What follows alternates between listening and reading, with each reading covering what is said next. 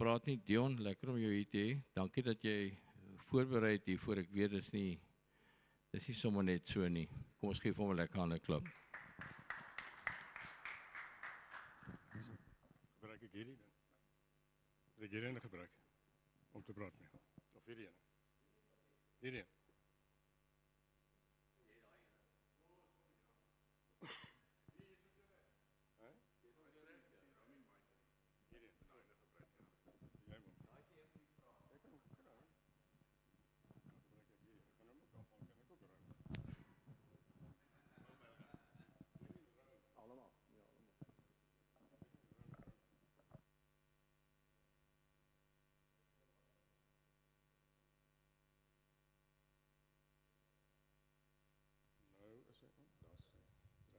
Leon, dankie. So, ja, dit is inderdaad gewigtige saak om oor te praat. En ja, ek gee baie Bybelskool, so dis nou iets wat ek kan doen.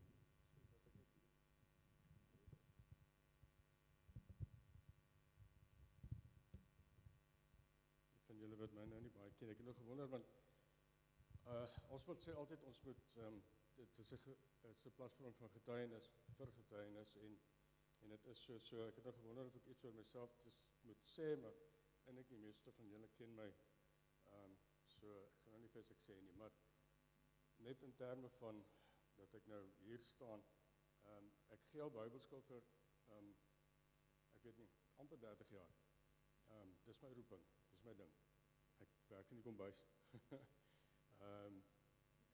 die Here het my bepaal daartoe vir dit geroep, daai van die ouens, die is nou al ouens, soos Neil, ander ouens en so aan, wat ek nog saam Bybelskool gedoen het en so meer. En ek het eintlik gedink altyd, ek is geroep vir voltydse bediening, en ek het myself al amper dikwels daarin gesit, en dit sou 'n gemesse fout gewees het as ek dit gedoen. Ek sien ouens deesdae wat dink hulle is geroep vir die koninkryk of vir voltyds, en dan gaan dit nie so goed nie. So die Here is goed en genadig in sy roeping, en ek dink is elkeen van ons 'n taak om dit te weet en te besef dat Vader se roeping is op jou lewe, doen dinge met jou en so meer. Verder gaan ek nou nie, is wonderlik om my seun hier te hê, dan weet jy net weet hoe lyk my mooiste. Dis my seun Ralton. En is lekker om jou hier te hê, Boeta. Ja, hy lyk meer na sy ma, ja. Ja, nee, anders Boeta. Lekker om jou te hê, Boeta. Dit is, Ralton is 33, is pas getroud. Dan het ek 'n ouer seun van 38 en 'n meisiekind van 28, 'n dogter van 28. Ek wil nie veel oor myself praat nie, soos ek sê, ons wil hierdie ding aanpak vir oggend, laster teen die Heilige Gees, evangelisasie in die kerk. Ek sê die ding wat nogal by my op die hart lê, is hierdie evangelisasie in die kerk, en ek gaan nou iets meer daaroor sê, maar wat 'n gewigtige eintlik onderwerp is dit wat ons nie sommer net ligtelik kan neem en mag neem en moet neem as ons praat oor hierdie ding nie. So wat beteken dit as die Bybel praat teen laster teen die Gees, en regtig hoe beïnvloed dit die liggaam van Christus, hoe beïnvloed dit ons, ek en jy, want dit raak nie net die liggaam nie, dit is 'n baie persoonlike ding as ons daaroor praat. So ek lees die teks waaruit dit kom. Dit kom uit Matteus 12. Ek gaan eintlik tekste doen vanoggend. Ek gaan probeer om nou nie preachy te wees nie, maar net vertellend te wees. En dan miskien vertel ek so iets tussenin dat ek by jou ding hou. Ek probeer hou Oswald wat jy sê ons moet daarom ook net nie preachy wees as ons hier is nie. So ietsie. So ek lees die teks uit Matteus 12 uit vir ons voor. Ek lees uit die 2020 vertaling, want dit is die een wat ek op my ding het. En ek lees daar is ook in Markus 3. Wie hulle nie, skus, en dis interessant dat die teks wat ek nou gelees is die derde keer wat dit opkom in soos 2 weke hier by TJF. Wie hulle nie by my skaar nie, is teen my, en wie nie saam met my bymekaar maak nie, verstrooi. Daarom sê ek vir julle, elke sonde en lastering sal die mens vergewe word, maar lastering teen die Gees sal nie vergewe word nie. Wie iets teen die Seun van die mens sê, dit sal hom vergewe word. Maar wie iets teen die Heilige Gees sê, dit sal hom nie vergewe word nie. Nog in hierdie bedeling, nog in die een wat kom. So daar's 'n baie direkte uitspraak deur Jesus Christus, wat hy sê, as jy teen die Seun van die mens praat, dan sal dit jou vergewe word, maar spreek teen die Heilige Gees en dan raak dit iets anders. Dit is nie dieselfde nie. So, dis amper asof twee teenoorgestelde goed het hier. Praat teen die Gees en praat teen die Seun en praat teen die Heilige Gees, maar dis half in dieselfde asem gesê, maar dis asof dit deel, dis asof dit twee goed is wat deel. So, ek wil eers net die eerste aspek aanspreek, en dit is spreek teen die Seun, spreek teen Jesus, as ons praat teen Jesus, en dan wil ek meer praat oor spreek teen die Heilige Gees. Ek gaan twee voorbeelde net gou uit die Bybel uithaal van Paulus, wat hy gesê het oor dit, ek sê nie net wat hy gesê het oor, maar wat is sy ondervinding ten opsigte van dit. In 1 Timoteus 1:13 sê hy, ek dank hom wat my versterk het, Christus Jesus ons Here, omdat hy my betroubaar geag het toe hy my in sy diens gestel het. Hy praat so 'n bietjie oor homself. Dan sê hy, vir my wat voorheen 'n lasteraar, 'n vervolger en 'n geweldenaar was. Hektiek, né? Nogtans is ek begenadig omdat ek uit ongeloof onkundig opgetree het. Paulus was 'n vervolger van gelowiges en tog sê hy sy optrede was in onkunde oor sy ongeloof. So, Paulus, as jy kyk na sy geskiedenis, hy het deure afgeskop. As jy ons kerk gehou het, is hy die ou wat voorgestaan het en die deure afgeskop en gesê, neem in hegtenis, en op 'n stadium dan sê hy tot hy, as die mense tronk toe geneem is en so en dit goedgekeur is, wat die eens, wat hulle. Dan praat hy oor homself op 'n stadium so by 'n ou met die naam van koning Agrippa, in Handelinge 26, dan sê hy die volgende, ek was self daarvan oortuig dat dit nodig is om baie vyandig op te tree teen die naam van Jesus van Nazareth. Dis like it. Imagine nou Derek, dis aan jou getuienis hier vanoggend. Jy was oortuig, jy moet gewelddadig en lasterlik optree teen die Seun. Dis omtrent 'n ding om te sê, nee. En dan vertel hy dit nog vir ongelowige ook, dat die ou nou mooi verstaan waar hy vandaan kom. En dan sê hy, wat ek ook inderdaad in Jerusalem gedoen het. Hy sê, ek het al hierdie goed gedoen. Ek het gepraat in die naam van die Here, ek het kerkdeure afgeskop, hy sê nie dit nie, maar dit is presies waar neerkom. En tog is Paulus vergewe, tog verstaan ons en weet ons dat hy het tot inkeer gekom, die Here het hom van sy donkie afgegooi, en hy het totaal tot bekering gekom. Hy was 'n baie geleerde ou. Paulus was in Kurou gewees, of so iets. Hy was in die skool van Hillel, en hy het onder Gamaliel, soos van klaskaptein, leerskool van rabbinisme in die tyd. Dit was regtig een van die noted Wilbur skole, privaat skole van die tyd gewees. Daar is hy opgelei. So die ou het alles van die wet geweet, alles van die Ou Testament geweet, die wet van Moses en al die dinge, maar het nie Jesus geken nie. So in sy onkunde, sê hy, het hy gepraat teen die Seun van God. Het hy teen Jesus gepraat, en meer nog, was hy aktief daarmee. Was hy gewelddadig selfs gewees teenoor Jesus.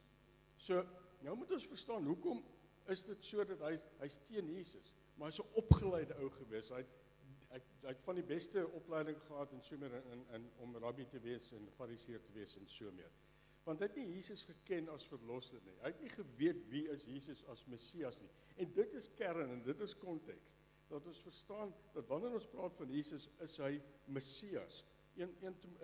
Timoteus sê vir ons, hy is die bemiddelaar, hy is die tussenganger, hy is die een wat dit moontlik maak dat ons 'n verhouding kan hê met God. So wat het gewys wat sonde is, en ons weet daar's die wet van Moses, en voor dit is daar die wet van Noag. Ja, gehoor, die Noahide laws in Genesis 9 is daar bepaalde basiese wette. En dan, maar meer is dit nog, is dit die gewete van die mens wat hom aanspreek, en ons sien dit selfs reg van die begin af, in Kain en Abel, is dat Kain vir Abel doodgemaak het, en hy het geweet is verkeerd, hy het gaan weggekruip, en hy het gesê, my straf is te swaar, hy het geweet het doen verkeerd, reg van die begin af, het hy teen God opgetree. So, uit weet hy, dit is verkeerd, en dit is wat met Paulus gebeur, iewers op 'n stadium te begin agterkom, jy sien, jy kan nie besig wees met God se dinge, en in God se woord, en nie agterkom wie hy regtig is, en waar die diepte daarvan is nie, iewers gaan, as jy dit ontken, dan sê jy hierdie nie area waar jy teen die Gees en teen die Seun spreek, en waar ons nou praat hier vanoggend. Die skrif sê vir ons dat elke skrifdeel is deur God geïnspireer, 2 Timoteus 3:16.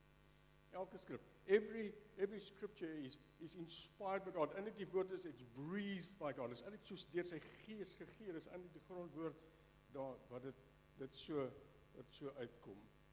En God inspireer, die mens geïnspireer om 40 skrywers wat die Bybel bymekaar gesit het, dat hulle dit kan skryf en hulle persoonlikhede gebruik en hulle agtergronde en hulle plekke en hulle opleiding soos Paulus en al die dinge. Maar tog daar's 2 plekke waar God self geskryf het, self, nie mense het geskryf, God het self geskryf.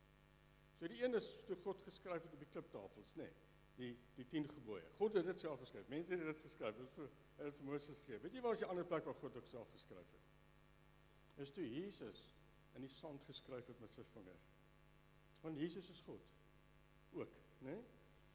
In die 3 eenheid. Toe skryf hy. Daar was 'n vrou wat in oorspel betrap is. Toe bring hy die Fariseërs na Jesus toe en sê ek, wat gaan jy nou maak? Die wet sê stenig. Wat gaan jy maak? En as hierdie oomblik, as jy dit lees, dis soos Jesus antwoord hulle lees nie. Hy gaan af en dan skryf hy met sy vinger in die sand, in die grond. En dan is die teorie so lank so uit as die Bybel is, wat het Jesus geskryf daar? Maar ek gaan vir jou 'n raaiskoot gee wat het Jesus geskryf daar. Jy sien die wet wat op die kliptafels geskryf is dieselfde wet wat gesê het, as jy oorspel pleeg, moet jy gestenig word. Dis nogal 'n ding, né? God is baie ernstig oor. Dan moet jy gestenig word. En Jesus kom, hy sê, dit wat geskryf is op klip, sodat dit 'n metafoor is dat jy gestenig word, as jy so optree, is ek die een wat dit vergewe. Ek vergewe jou. My naam en omdat ek Messias is die vergifnis by my. En daarom skryf ek. En dis nie wat Jesus geskryf het nie, ek sê nie, dit staan in die Bybel vir Jesus geskryf het, maar die konteks daarvan, van Jesus, as hy aanklaers weggaan, dan sê Jesus vir haar, jou sonde is vergewe. As daar niemand meer wat jou aankla nie, waar is hulle nou? Want Jesus het hulle gesê, as jy sonder sonde is, dan kan jy maar die klip gooi. En toe verdwyn hulle so stuk vir stuk, want hulle ken die skrifte. En toe sê Jesus, dis reg, gaan, ek vergewe jou sonde. Hy kon sonde vergewe, want hy is ook God. En dit is wonderlik dat ons net hierdie sien, en dis die seun van die mens, en ek vertel hierdie vir jou in konteks daarvan, as ons praat in die seun, dan praat ons dikwels in onkunde, nie ons nie, maar daar word gepraat in onkunde teen die seun van God. Jy sien, die sonde wat ons pleeg teen die naam van Jesus kan vergewe word, mits ons belydenis doen. Mits ons daar kom om 'n plek te sê, Here, ek soos Paulus wat nou deurstap deur 'n kerkdeur en nie meer die ding aftrap en mense in hegtenis neem nie, maar dat hy sê, Here, ek kom om U te dien. Ek kom om die een te wees wat nou die deur wil oopmaak vir die evangelie van Jesus na ander mense toe. Maar dit het gekom deur belydenis. Dit het gekom dat hy moes breek voor God. En die Hebreëse woord daar is teshuva. Dit beteken om te draai. As jy nou hierdie kant toe gegaan het, dan draai jy om. En nou gaan jy die kant toe. Dit beteken letterlik draai om, draai weg, gaan weg. Dis teshuva, draai weg. Sommige ouens draai te ver. Hulle maak so. En miskien is dit wat ons praat oor hier vanoggend. Jy moet so praat, so draai, want hulle gaan te ver. Hulle draai reg om, dan gaan hulle terug na die wêreld toe. Nou waar ek was, terug Egipte toe. Terug aan die dinge van die wêreld toe. Terug waar ek was en so meer.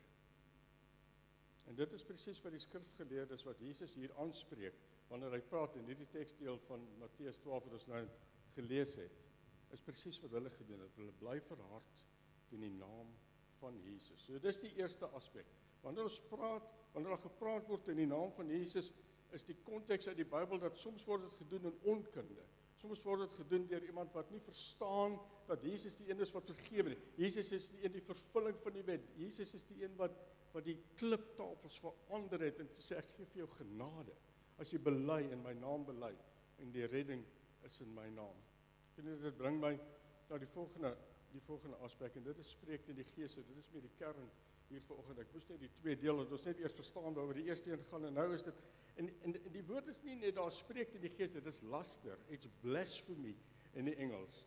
Blaspheme the Holy Spirit, dit is 'n baie sterk woord, dit is soos kras, dit is regtig 'n rowwe woord.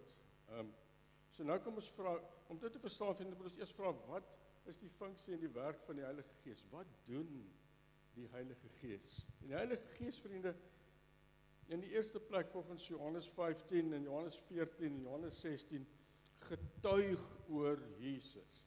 Die werk van die Gees is om Jesus bekend te maak, die waarheid van Jesus en sy woord bekend te maak aan die mense. Dit sê die volgende: die Gees van waarheid wat van die Vader uitgaan, sal oor my getuig, het Jesus gesê. Hy sal oor my getuig, hy sal vir julle vertel daarvan, hy sal vir julle inlig daaroor, hy sal dit oopmaak, die openbaring van dit, want jy sê die hele Bybel is een groot lang boodskap oor God se reddingsplan met die mens. Die hele Bybel. En dan op 'n stadium, dan stuur God se Heilige Gees, ons het gister gehad, Hemelvaartdag, 10 dae na Hemelvaart is dit Pinkster, die uitstort van die Heilige Gees. Jesus het gesê, die Gees sal ek stuur, om in julle harte te woon, om korporatief teenwoordig te wees, maar ook individueel teenwoordig te wees. So, is asof die Heilige Gees die leringswerk wat Jesus gedoen het, aan sy apostels oordra en aan die kerk oordra, en deur al die eeue is dit die werk van die Heilige Gees, wat die lering van Jesus Christus bekend maak. Is daar die voortdurende proses, eintlik, het jy al gesit met die Bybel, of met iemand gepraat op 'n dag, dan gaan iets net vir jou oop, en sê, my maggies, ek verstaan dit, oh my word, I get this now, en as 'n openbaring, of jy draai weg van iets, of allemaal, ek het nie geweet, dit is so 'n rowwe saak, of iets van jou, dis die werk van die Heilige Gees, dis die lering van die Heilige Gees, wat dit aan jou bekend maak. Dan die tweede punt, vriende, die eerste een is om te getuig oor Jesus, is 'n werk van die Gees, die tweede punt is om te oortuig van sonde, en this is an important one, hierdie is 'n belangrike een, is dat die werk van die Heilige Gees is om te oortuig van sonde. Johannes 16 sê die volgende, en wanneer hy kom, dis die Heilige Gees, sal hy die wêreld oortuig van sonde en van geregtigheid en van oordeel. Hy sal die wêreld, wie is die wêreld? Die wêreld, en wat het hiervan praat, is die mense wat nie regtig vir Jesus kennis verlos het, nie regtig verstaan, dis Messias Jesus. En hy sal die wêreld oortuig, en dit is hierdie raak kern, as ons hierdie verstaan, dan begin ons verstaan, hoekom sê die Bybel vir ons, wanneer ons praat in die Heilige Gees, dan kan dit nie vergewe word nie.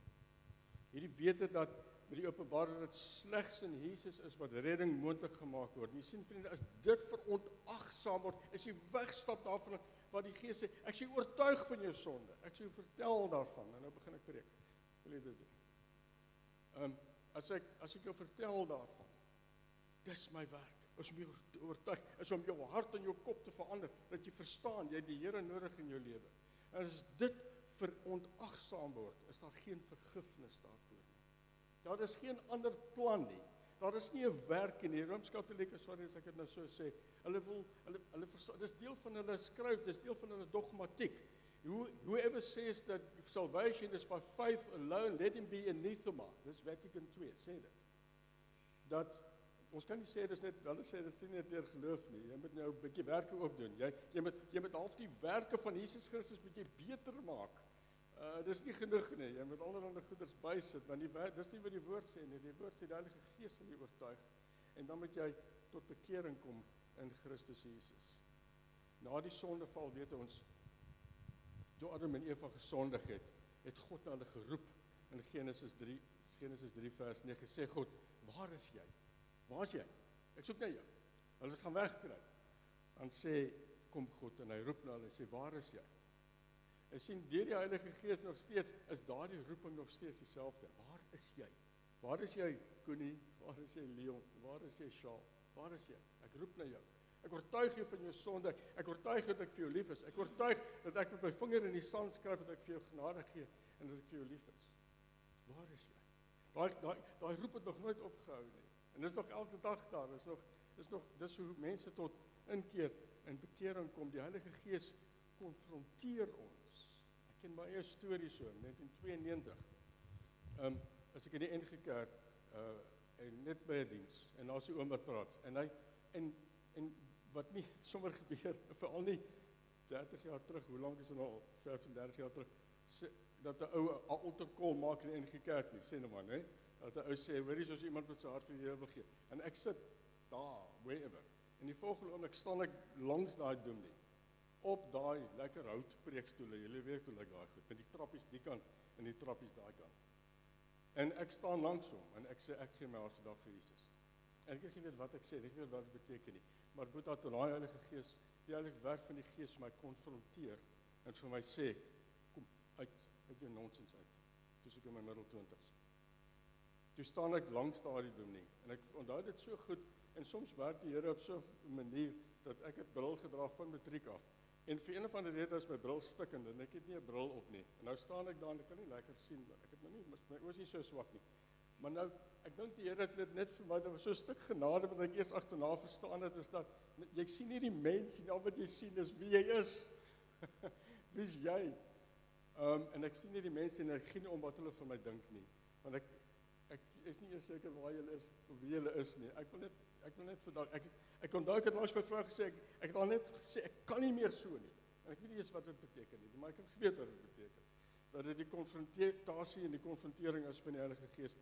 En vandaar het ek 'n pad met die Here gestap of hy met my my vriende skrifgeleerdes en die fariseërs soos wie Jesus mee praat hier in Matteus 12, Markus 3 en so weer.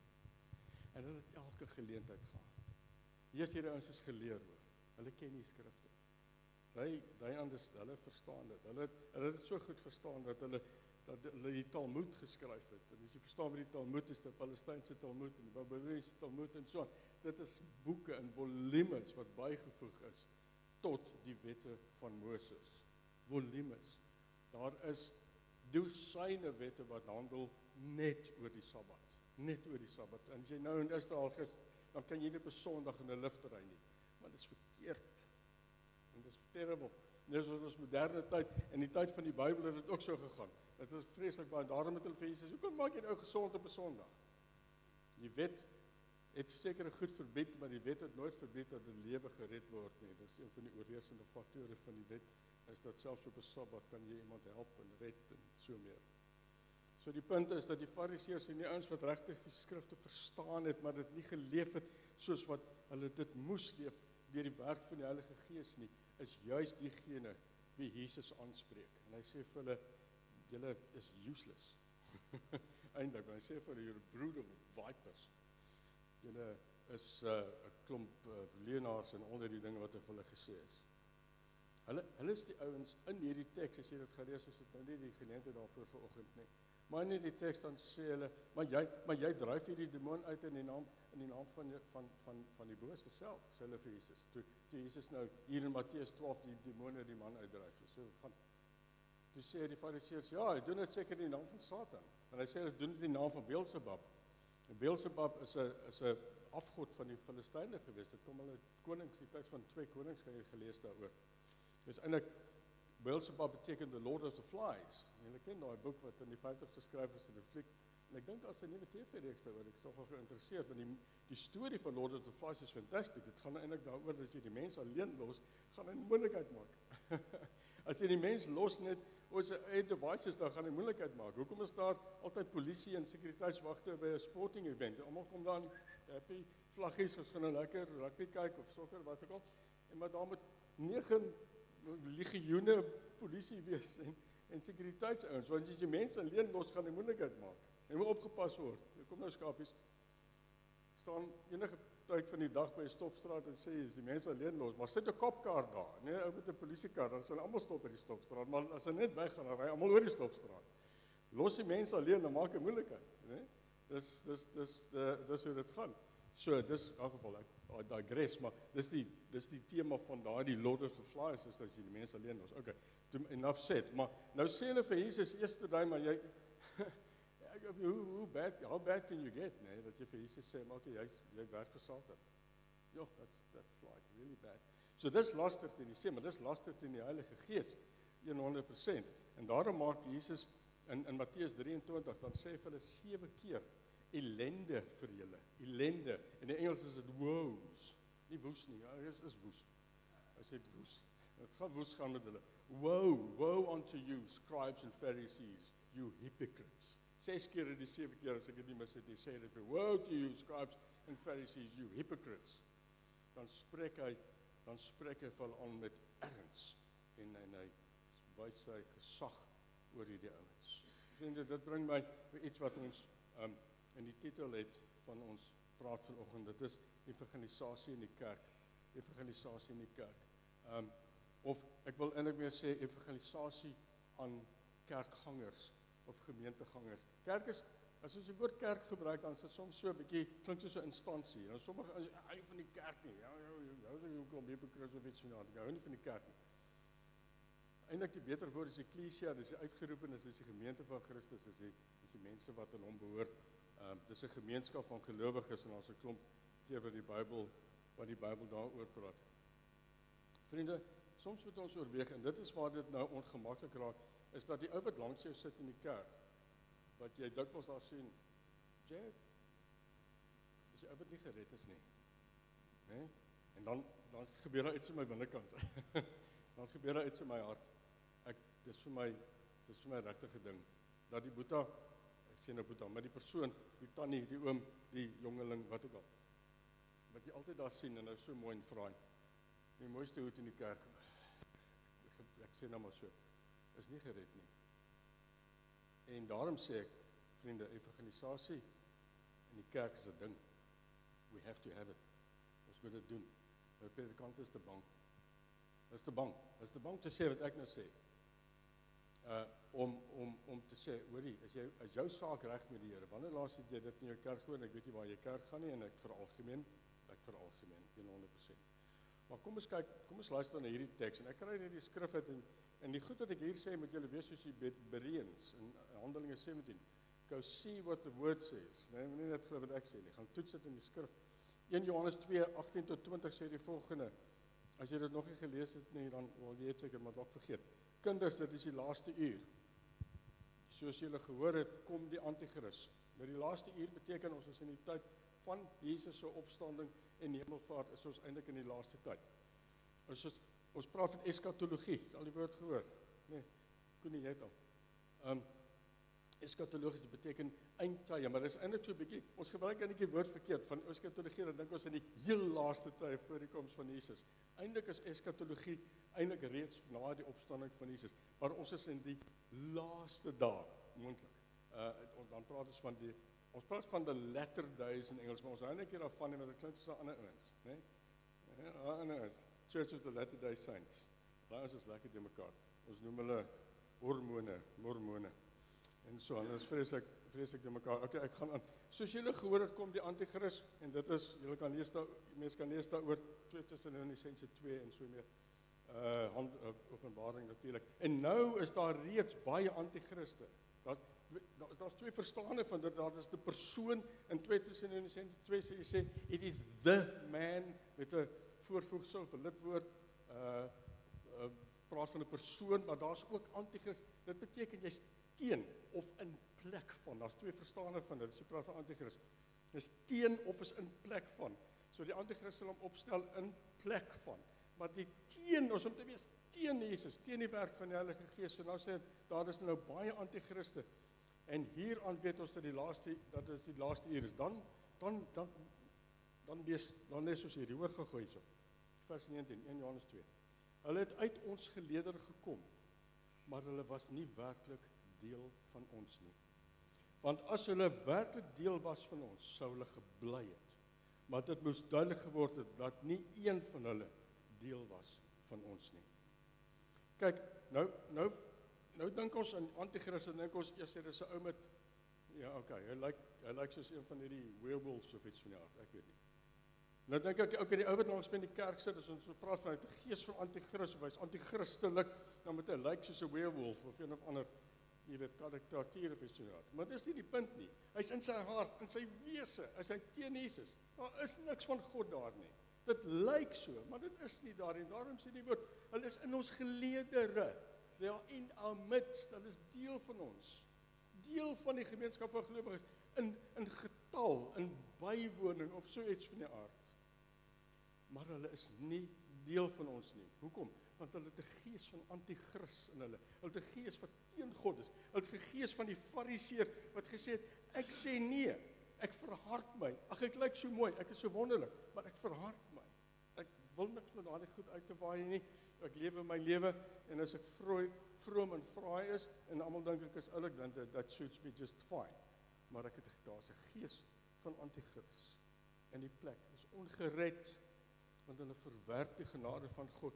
Hulle spreek nie daarteen, hulle staan op die straathoeke en swets nie, maar hulle is teen dit, en hulle kom uit ons gelede. Kan julle verstaan, en ek hoop jou hart maak ek nou so 'n bietjie soos van 'n hoops, dat daai ou, jy wil ek nie etiket opsit nie, dit is wat ek sê nie, maar uit ons geleedere is daar mense wat nie gered is nie, wat Jesus van sê, gaan weg van my af, ek het jy nie geken nie. In feite het jy nooit geken. Matteus 7. En ons moet dit ook mooi verstaan, is wat Jesus sê, gaan weg van my af, ek het jy nooit geken nie, die ken is intimiteit. Ek verstaan nie, wat is jou naam nie weer nie, as jy die naam, dis ken, dis soos huweliksintimiteit, dis presies dieselfde woord, dis ken. En dan sê Jesus, nooit, nee maar, ek was in die kerk, ek het my tiende gegee, Jesus sê, nooit. Nee man, nee, ek is 'n fariseer, kyk, oulik is ek staan op daai straathoek en bid, en ek gee my tiendes, en Jesus sê, dis wonderlik dat jy dit doen. Hy het vir die fariseërs op 'n stadium gesê, dis wonderlik, bring jou goed, dis die regte ding om te doen. Maar kan ek nou vir jou sê, dis buitekant, dis dit skoon, maar jy binne in kyk, is dit lelik. Is daai ding lelik, dis wit gepleisterde grafte, lyk fantasties, maar daar gaan niks aan nie. Vriende, ek gebruik sterk woorde, maar dis die Bybelse taal. Hoopelik wat ek hier gebruik. Dan sê die Here, ek ken jou nie. Daar's 'n baie sterk tipe in die Ou Testament. Julle ken die boek Hosea. Hosea in die 700s voor Christus. Hy's 'n profeet gestuur vir die noordelike stamme van Israel op daardie stadium. En hy's die eerste van die 12 wat ons noem minor prophets. En hy praat oor Israel. En God se saak met Israel op daardie stadium is, julle is weg van my af. Julle het my verlaat. En julle ken die storie, dan sê God vir Hosea, gaan trou 'n prostituut. En dan gaan trou die prostituut en dan het hulle 3 kinders, miskien ander ook, maar daar word 3 genoem in die eerste 2 of 3 verse van Hosea. En die eerste een se naam is Jezreel. En dit het te maak met oordeel, en daar's kan baie daaroor gesê wat the Valley of Jezreel is, soos van the Valley of Megiddo en so meer. Maar die tweede ander kinders se name wil ek vir julle uitneem. Die een se naam in die Afrikaanse Bybel praat vir Afrikaans dit, maar in die Hebreëus in die oorspronklike taal, die een se naam is Lo-Ruhamah. Lo beteken nie. Lo-Ruhamah, en die ander se naam is Lo-Ami. Wat beteken dit? Lo-Ruhamah beteken sonder ontferming. Ek het nie vir jou genade nie. En die tweede naam Lo-Ami is, jy is nie myne nie. Ami, lo, nie, myne nie. Lo-Ami. Jy is nie myne nie. Ek het nie vir jou genade nie, en jy is ook nie myne nie. Wag 'n bietjie. Hy sê dit vir die volk. Hy sê dit vir die verbondsvolk. Ja, hoekom sê dit vir hulle? Want hulle harte is nie by God nie. Hulle het weggeraak. En dan miskien kom die Here en hy sien mense in die kerk, en daar's vir fragilisees in die kerk belangrik. Hy sê, Lo-Ruhamah, ek ken jou nie. Ek het nie vir jou ontferming nie, want jy's hard teen my. Jy lyk mooi, maar jy's hard. En daarom is jy Lo-Ami, jy's ook nie my mens nie. Ek ken jou nie. En ons moet dit verander, vriende, ons moet Ruhamah hê, ons moet ontferming aanvaar en ontvang van God, sodat ons kan ameen dat ons sy mense is, en sy mense kan wees, in alle werklikheid en oortuiging van ons sondes. Ons moet bely voor die Here. Wat sê Matteus 12 terug na ons teks toe? Hy sal nie vergewe word nie. So 'n persoon word nie vergewe nie. Lo-Ruhamah, geen ontferming vir jou nie. Jy word nie vergewe nie. Hoekom? Want jy's hard. En dis presies wat die woord sê, nie nou nie en nie later nie. Dit kom presies uit die, ek dink 2020 vertaling, sal nie vergewe word nie, nie nou nie, nie later nie. Dis jou finale stand, want jy is weg van my af. Daarom sê die woord, dis die laster teen die Heilige Gees. Daar's geen verhouding nie. Johannes 3 vers 36, wie in die Seun glo, het die ewige lewe. Hoor gou. Wie die Seun glo, het die ewige lewe. Maar wie aan die Seun ongehoorsaam is, sal die lewe nie sien nie. En dan sê dit die volgende, inteendeel, die toorn van God bly op hom. Die toorn van God kom besoek hom nie en sê, okay, nou sit ek my toorn, dit bly daar, hoekom? Want God is teen sonde. En God gee sy genade vir ons. En as ons dit tot niet maak, dan sê hy, my toorn bly op jou. Ek is nie lekker met jou, as ek sommer so kan sê. En ek wil begin afslek, vrug, Matteus 12, daai as jy aanlees, dan sê aan sy vrugte word die boom geken. Spreuke 31. Kyk eens, as jy nou wil brownie points score, dan sê jy nou vir my, nee, hierdie is nou my vrou, my Spreuke 31 vrou. Jy ken mos nou die storie. Spreuke 31 praat so van die vrou wat wonderlik is en al die dinge. So as jy vir 'n hele week 'n hele sak brownies wil hê, dan sê jy vir mense, dis my Spreuke 31 vrou. Julle moet dit ook probeer, dit werk baie lekker. Maar Spreuke 31 is ook 'n tipe van die kerk, is 'n tipe van die verhouding van Christus Jesus met die kerk. En onder andere sê dit in Spreuke 31, snags gaan haar lamp nie dood nie. Snags gaan haar lamp nie dood nie. Haar werke hou aan, die kerk se werke moet aanhou. Snags gaan haar lamp nie dood nie. Dis 'n tipe van die kerk. Die kerk moet besig wees. Die kerk moet dinge doen. Jesus sê Johannes 9, terwyl dit dag is, terwyl dit lig is, werk. Wanneer die nag kom, wanneer jy geen werk kan doen nie. En die nag is dikwels 'n metafoor in die Bybel vir moeilikheid, vir donker tye. Vriende, hier sit ons lekker oop deure. En niemand stap hier in met 'n masjiengeweer nie. Niemand gee vir ons moeilikheid nie. Dis lig, dis dag. Maar as die duister kom, is dit 'n ander saak. Ons het nou al 2 keer gehoor in die laaste 2-3 weke hier van mense wat weet hoe lyk dit daar waar die ouens instap met masjiengewere en waar dit nie lekker is nie. Dis nag daar. Dis nag daar. Nou, Jesus sê terwyl dit dag is dat ons aangaan. Matteus 25 ken julle ook baie goed van die 12 of die 5 dwaase virgins en die 5 wyse virgins. En van die dwaases word gesê, hulle het hulle lampe geneem, hulle het geen olie nie. En toe die bruidegom kom, het hulle niks olie en hulle lampies is dood. Vriende, daardie mense wat in die kerk is, miskien of deel is van die gemeenskap van gelowiges, al is dit net in getalle, het nie lamp en die olie nie. Hulle is nie besig met die dinge van die Here nie, hulle is nie besig met die dinge van die lig nie. Wat sê Jesus vir hulle? Gaan Jesus dalk vir hulle sê, gaan weg van my af? Dis laster teen die Heilige Gees, volhard en onvergifnis. Hierdie gaan ek vinnig noem. Dis 'n sekondêre rede miskien vir hierdie skrif, wanneer ons praat van laster teen die Heilige Gees, is dat 'n sekondêre rede is by implikasie kan ons nie bekering ontvang as ons nie bekering, as ons nie vergifnis ontvang as ons nie vergifnis gee nie. Ons kan nie in bekering wees en belydenis wees teenoor die Here en terselfdertyd in hart wees teenoor God nie. Dit werk nie. En daarom sê die Here, jy kan jou nie vergewe as jy nie vergewe nie. En dit is waarskynlik 'n teken dat die Gees van God is nie inwonend nie. Jesus het niks verkeerd gedoen nie. Niks nie. En tog het hy vergewe en hy's wreed vermoor.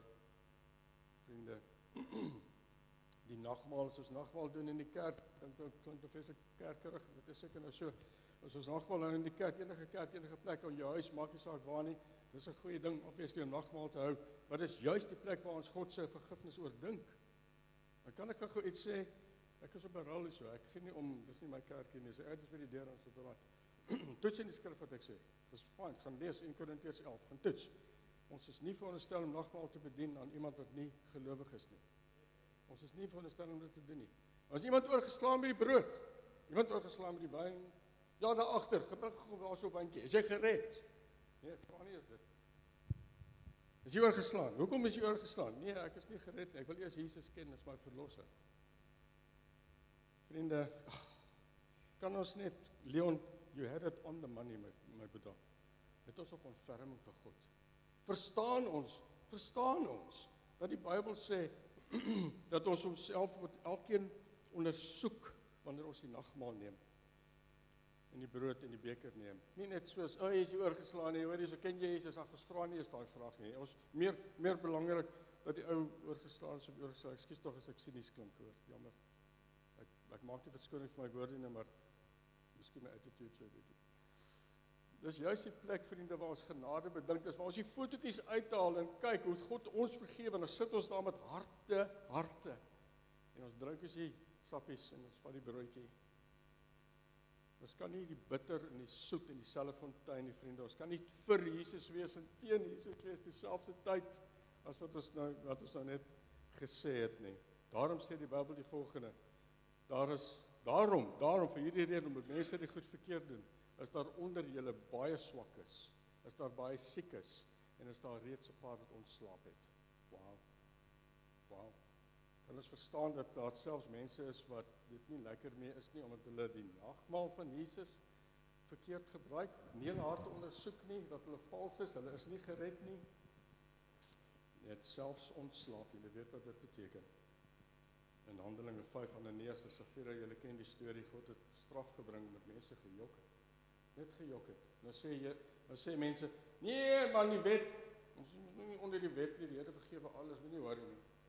Dis na die opstanding, dis na die uitstorting van die Heilige Gees, maak God 2 mense dood, dat hulle doodgaan, omdat hulle gejok het. Nou sê ek nie dat gebeur met jou as jy jok nie, maar moet nou nie vir my te duig, nou is ek al baie ongeval het, maar dit is net, dit is nog ontferming vir God, dit is wat dit is, ek kan dit verduidelik, maar ek het nie nou tyd nie, ek gaan nou afsluit, ons vir het vroeër gesê, vriende, God roep na ons, God roep na die mens, toch sê die Here in Genesis 6, het hy gesê, my gees sal nie altyd met die mens streef nie, hy sal nie altyd, in Engels is dit, I won't always contend with man. Weet jy, die oorse bestaan van God sê, dis genoeg. Amos praat van, there will be a day when men will rondstrompel, dis nou my woord, op soek na die woord van God en dit nie vind nie. Kan ons indink dat dit so verskriklik kan wees en dit so sleg sal gaan. Vriende, terwyl dit dag is, terwyl daar Spreuke 21 vrou in die gang is, haar lamp gaan nie uit in die nag nie. Terwyl dit dag is met ons werk, kom ek soms gou dinge afsluit.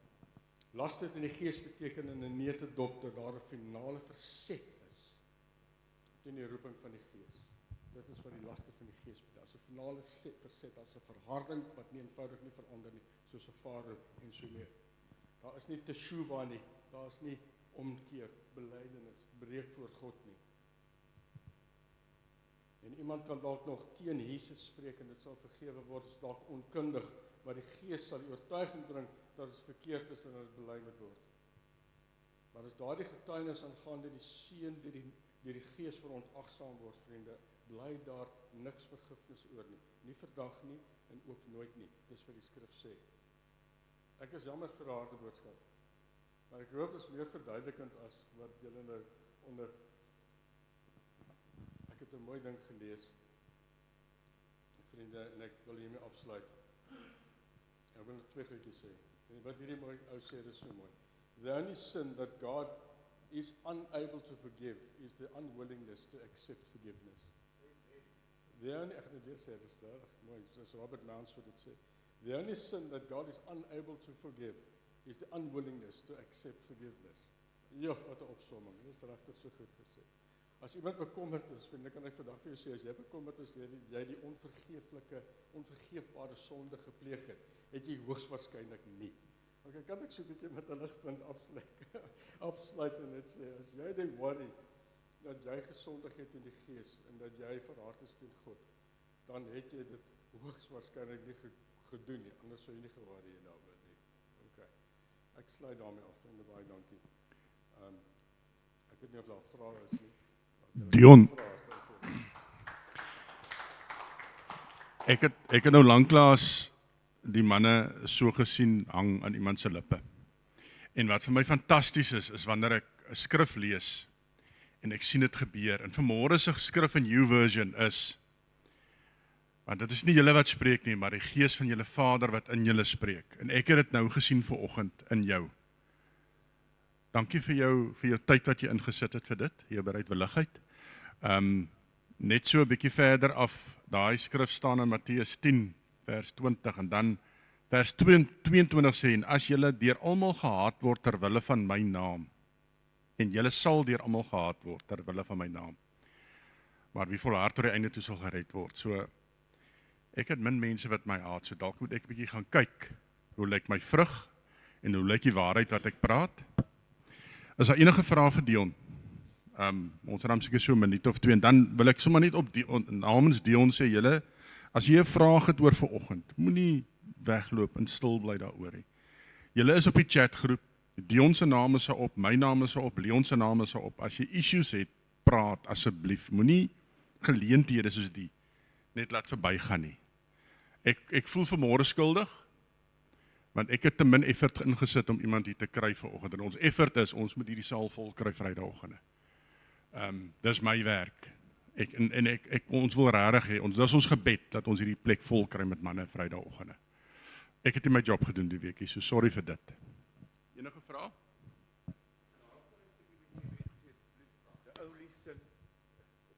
Ek gaan vir jou weet, ja. Daai sinnetjie wat jy gesê het op die end, sê dit gou weer asseblief. The only sin The only sin that God is unable to forgive is the unwillingness to accept forgiveness. The only sin that God is unwilling to forgive is the unwillingness to accept forgiveness. Ja, sure. Ja, sure.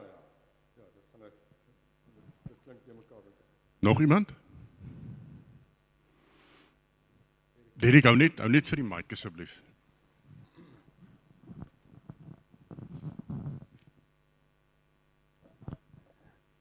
Dion, weet jy wat? Het laat my dink aan die kruis wat agter jou staan. Die 3 manne op die kruis. Een was vergewe en die een was nie. So dit beteken vir my, waar is jy op die kruis? Jy moet eintlik jouself ondersoek. Waar is jy op die kruis? Op die kruis wat die Jesus vir jou vergewe het? Of het jy nie vergewe nie? Dis wat ek dink. En as ek dink, wat sy naam Samson? Is dit Samson? Wat sy hare afgesny het, ongehoorsaamheid. En op die laaste toe vraag vir die Here, vergewe my. Ja. Om dit terug te kry. So ons moet eintlik die vergifnispad regtig ondersoek vir onsself. Ja, absoluut. Ja. Thanks Derek vir dit is regtig so. As jy die kruis is soos 'n klink klaar. Dit laat my dink aan is dit baie vinnig. Ek het nie baie lank terug toe verwys iemand na my om met te kom praat. Dit gaan nie lekker met hom nie. En een van die eerste goed wat hy vir my sê is, Dion, ek sit in die kerk en ek weet nie wat ek daar doen nie. Ek gaan lankal kerk toe, ek voel ongered, ek weet nie meer nie. En hierdie ding kom by my op. Evangelisasie in die gemeente is 'n ding. Gaan terug in die kruis toe. Vra enigiemand? André. Ja, nee, dit maar net vir my opkom. In my hart, ek het nou 19 jaar terug tot bekering gekom. En lief vir die Here en jy weet, probeer hom dien en soek hom en volg hom, maak foute, maar jy weet. En nou vra ek vir my, maar wat beteken hierdie nou vir my? En wat in my hart opkom, is om seker te maak as ek hier uitgaan vandag, in my huwelik, in my verhouding met my kinders, by die werk, orals, om seker te maak ek is nie teen die werking van die Heilige Gees nie. Maar ek werk saam met die Here in hierdie saak, of die ou nou ongered is, wat ook al het is. Maar om heeltyd, het ander dag het iemand getuig, kan nie die konteks omdou nie, maar het my getref en hy het gesê, jy weet, Jesus is hier, waar ons by mekaar is, of Jesus is in hierdie saak, of wat ook al, maar die vraag is, waar is ek?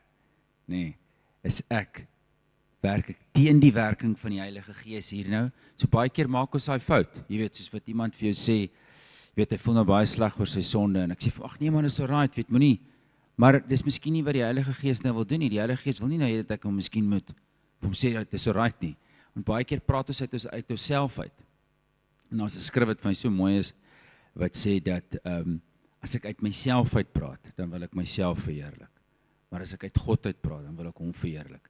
So vir my, wat my tref vanoggend, so baie dankie Dion, wat my tref, ons lekker om julle ouens weer te sien, Derek, ek baie van julle jare laas gesien. Vir jou sien ek hom so 1 keer 'n jaar by ou Gustaf se ete. Maar ja, so dit tref my vanoggend. Wat ek dit vat vanoggend is om sensitief te wees. En om dit reg te kry met 'n ouma in die saak bid, nee, vir die Here vra, Here, wat moet ek nou sê? Nie te praat wanneer ek nie moet praat nie, te praat wanneer ek moet praat. Meer sensitief te wees, om nie teen die Heilige Gees, ek meen dit is nie noodwendig gesonde teen die Heilige Gees nie, maar dit is in die konteks vir ons, van om nie teen die Heilige Gees, teen die werking van die Here op te tree nie. So dit tref my. Jy weet in 'n ander skrif wat Paulus sê, wees 'n navolgers van Christus. En die probleem is met ons wat nou so uitgesproke is vir die Here.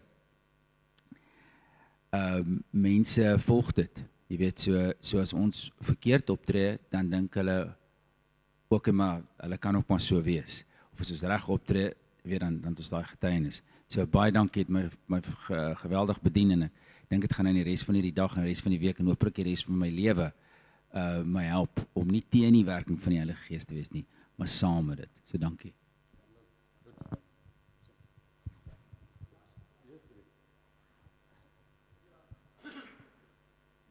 Jy maak my moeg, man.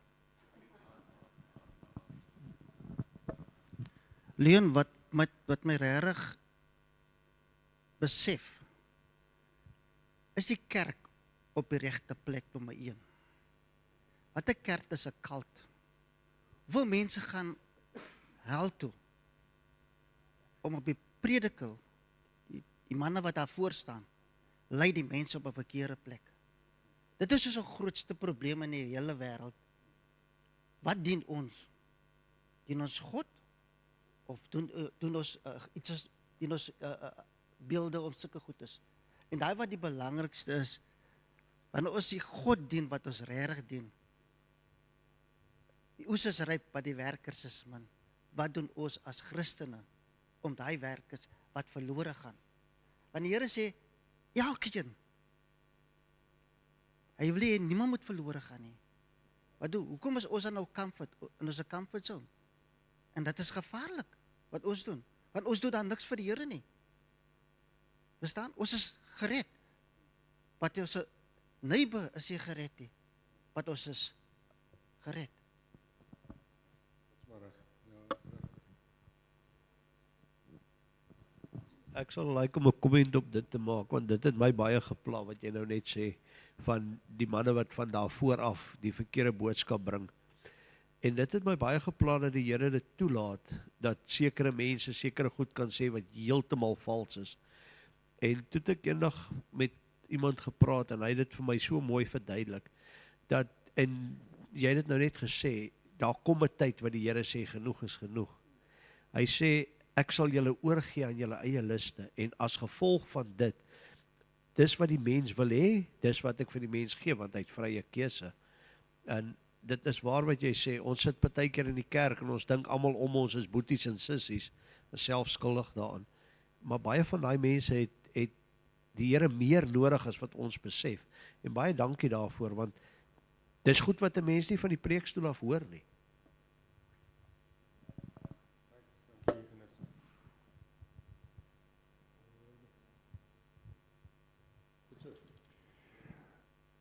Dankie, Dion, kom ons bid, kom ons sluit af.